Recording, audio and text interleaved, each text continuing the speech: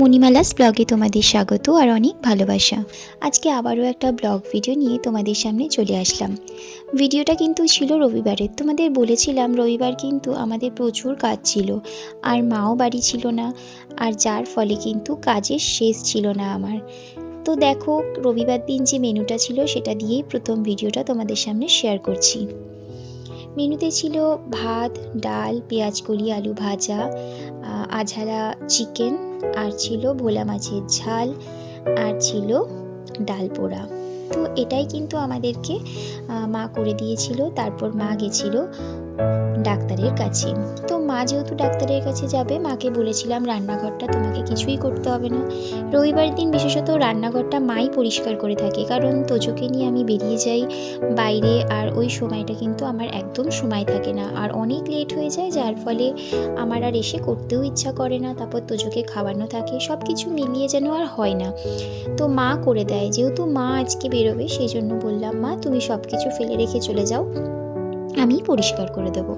তো দেখো সেই জন্য তোমাদের সাথে গল্প করছি আর টুকটুক করে রান্নাঘরটাও পরিষ্কার করে নিচ্ছি। আর ওদিকে বলেছিলাম না যে চৈতালি পিসি আমাদের বাড়িতে খাবে, সেই জন্য দেখো আমি গরম গরম কিন্তু ভাতও বসিয়ে দিয়েছিলাম।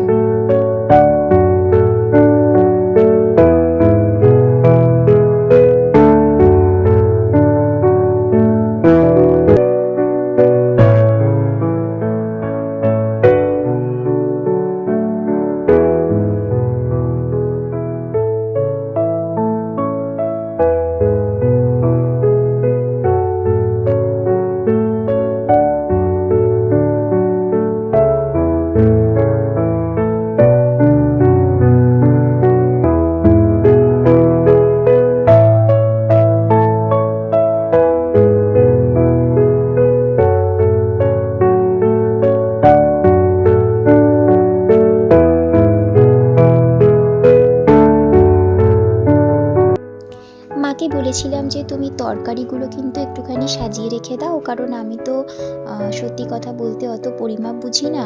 তো তুমি যদি একটুখানি সব সাজিয়ে গুছিয়ে দাও, আমি ভাতটা না হয় বেড়ে দেবো।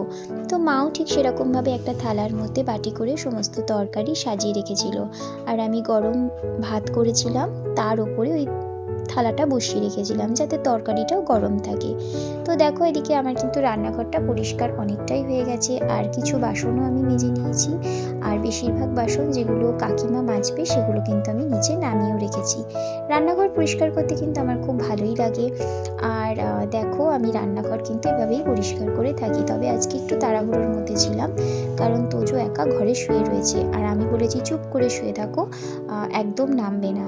আর ও সেই ভয়টাই পাচ্ছিল যে মা আমাকে বকছে, আর ও না একটুখানি ওর বাবা যখন বাইরে যায় তখন কিন্তু আমার কাছে একা থাকলে একটু ভয় পায়, মানে আমি একটু বকি তো সেই জন্য আমাকেই একমাত্র একটু অল্প অল্প ভয় পায়, আর ওর বাবাকে ঠাকে একদম ভয় পায় না, একদম মানে ওরা একটু বলে না যে আদর দিয়ে একদম মাথায় তুলে দিয়েছে সেই ব্যাপারটা। তো যেহেতু ওরা নেই সেই জন্য আমার ভয় একদম চুপ করে শুয়ে রয়েছে, এখনও ঘুমায়নি, আর আমি মাঝে মাঝে গিয়ে দেখে আসছি ওকে। রান্নাঘর পরিষ্কার করার পর ভরবো আমি জল, কারণ ওদিকে দেখলাম বোতলটাও অনেকটা ফাঁকা রয়েছে। আগে রান্নাঘরটা পরিষ্কার করে নিলাম, তারপর জলটা ভরবো। তো আজকের ভিডিওটা কিন্তু এই পর্যন্তই আমি রাখলাম, খুব বেশি বড় করলাম না, তোমরাও তাহলে বোরিং হবে। যদি আমার এই ভিডিওটা তোমাদের ভালো লাগে তাহলে অবশ্যই লাইক কমেন্ট শেয়ার করো, আর যারা আমার ইউটিউব চ্যানেল থেকে দেখছো তারা কিন্তু চ্যানেলটা সাবস্ক্রাইব করে পাশে থাকা বেল আইকনটা প্রেস করতে ভুলো না।